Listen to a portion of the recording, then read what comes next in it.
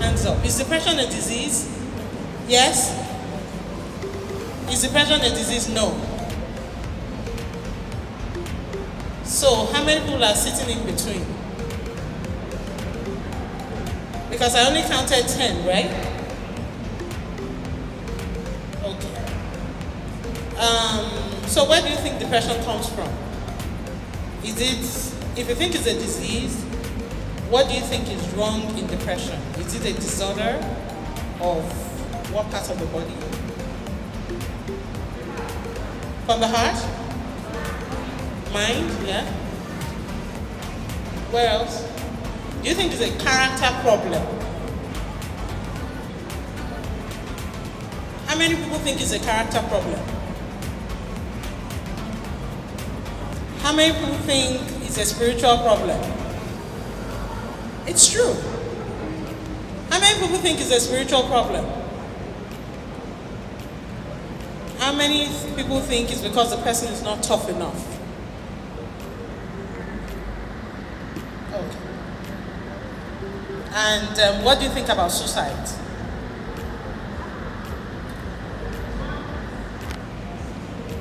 Do you think everyone is immune from suicide? Do you think everyone is immune from suicide? Okay. So I think we can start now. Our topic is the link between stress, depression, and suicide. Can I have the next slide, please? Can I?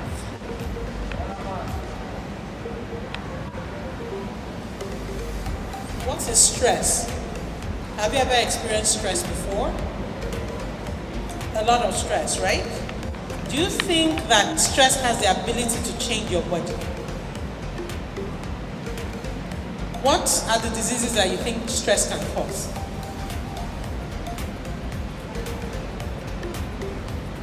Migraines, right? High blood pressure? Yes. So stress, we all go through stress every now and then. So let me quickly go through this. Stress is our body's way of responding to excess or unusual demand or threat. So you might say, I go to work every day and I can handle my job. For the most part, we do that and we bounce back.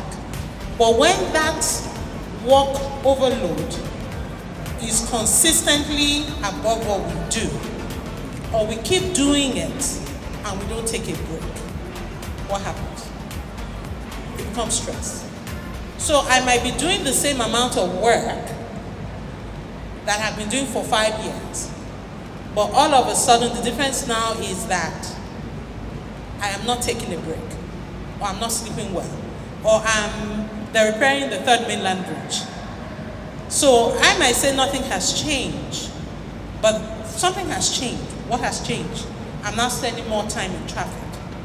So the same amount of load will cause stress. The other thing is that they might demand more from me at work. For example, maybe there's a deadline. If you're too relaxed, is that good? If you have a deadline coming up and you don't have a little bit of stress, is that good? When you do things that make you dominate, make you win, reproduce, nurture, your brain rewards you, let's say, 10 drops. And the reason why your brain rewards is so that you will do it again. So for example, why do you think people keep having sex? Because it's pleasurable. The brain will give you maybe 50 and makes you feel good. If you pass an exam, maybe the brain will give you 5. If you nurture your child, the brain will give you 10. If you use drugs, the brain will give you 500. You see why addiction is so dangerous. Because that is why people, when they get addicted, they lose interest in other things that used to make them happy. Why will I sit with a 50 when I can sit with a 500? You see the danger of addiction. And the brain remembers that, for example, if you, let me give an example of maybe amala, because that's what I was asking him about. You know, if you eat amala from a certain place and it tastes good, and they take you to another place to eat amala, what happened? And it's better than that. Where will you want to go back to? The place that is better, right? It's the same thing. If the brain starts getting pleasure from drugs, do you think the brain will want pleasure from sex? No. Do you think the brain will want pleasure from relationships? No. Do you think the brain will want pleasure from nurturing the children? Do you think the brain will want pleasure from interacting with their wives? So, like the Bible said, wine steals the heart. Addiction steals the heart. Anybody using drugs, just assume the person's heart is already stolen. And it's going to take a much more powerful intervention to bring the person back. Because all the normal things that used to make them happy can no longer get them as happy as they have tasted with the drugs. So hormonal changes in postpartum depression, as I said, even testosterone changes can cause depression, yes. And then certain seasons of the year. In the US, during the winter, people have seasonal depression. Can you?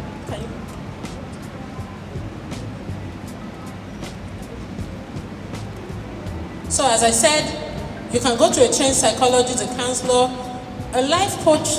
I sit on the fence on, because if it's medically related, you need somebody who can identify which depression is which. Is it because it's due to thyroid problem? Is it because it's due to hormonal problems?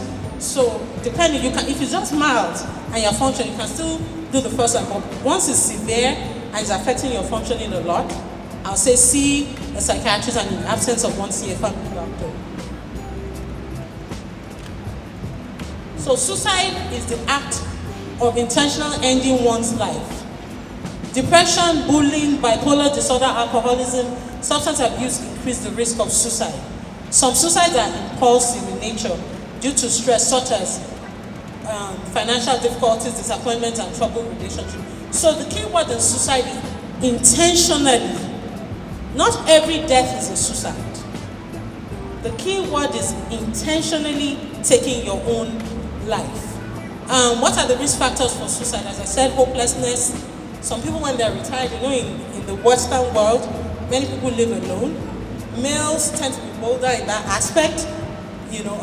Sudden loss, past suicide attempts, societal attitude towards suicide. Like in Nigeria now, it's getting more common and more accepted. We didn't used to hear it as much as before, but now it's almost becoming a way of escape. In the past, people would pray, they rely on family members, but right now, it's socially, we call something copycat suicide, meaning that once you start seeing a lot of suicide in a society, then people start accepting it as a way of getting out of stressful issues. Drug and alcohol use, terminal illnesses, personality type, and belief. One of the key things when I try to talk to a suicidal patient is, do you have hope? If they tell me that their faith is something very serious in their lives, then I know that such a person, I have something to work with. But there are some people that will sit in front of you, they have no hope, they have no belief system, and automatically I know that as they walk out of there, unless God intervenes, they're going to kill themselves. They tell you, I have no hope. At least, if something overwhelms me, I know if I call Jesus and go and sleep, you answer it. But some people don't have that. And the reality, if they see no way out, it's easier for them to end their lives. So how do you prevent suicide?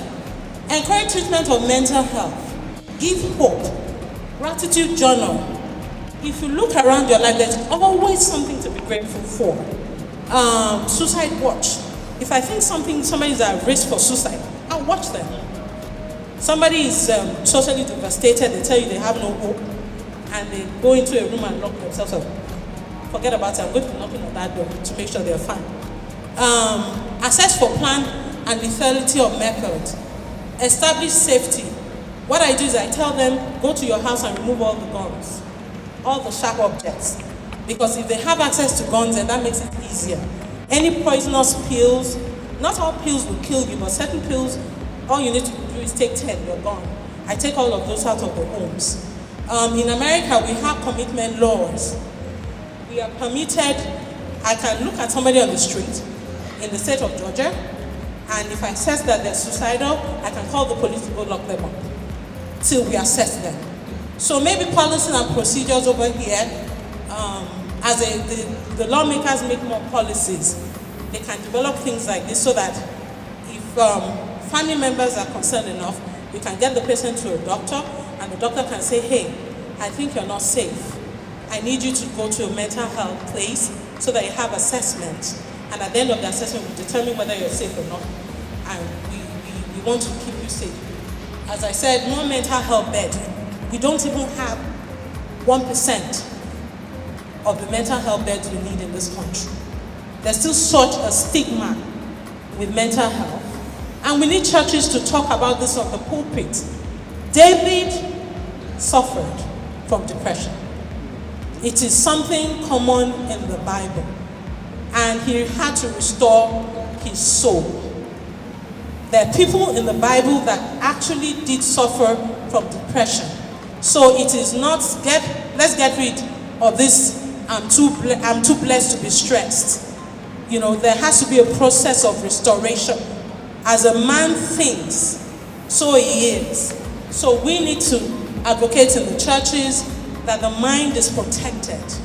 If you've lost your mind, you've lost your life. That's just how bad it is.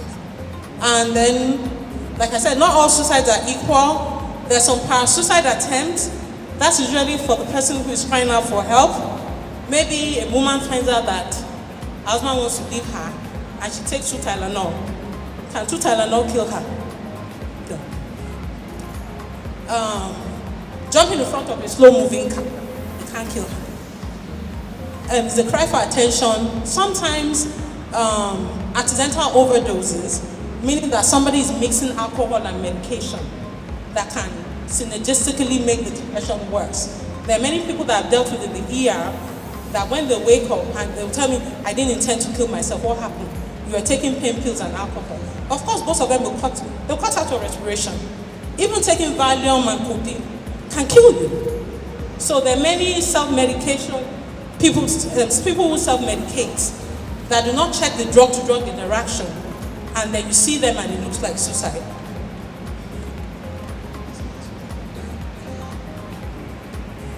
That's the end, right?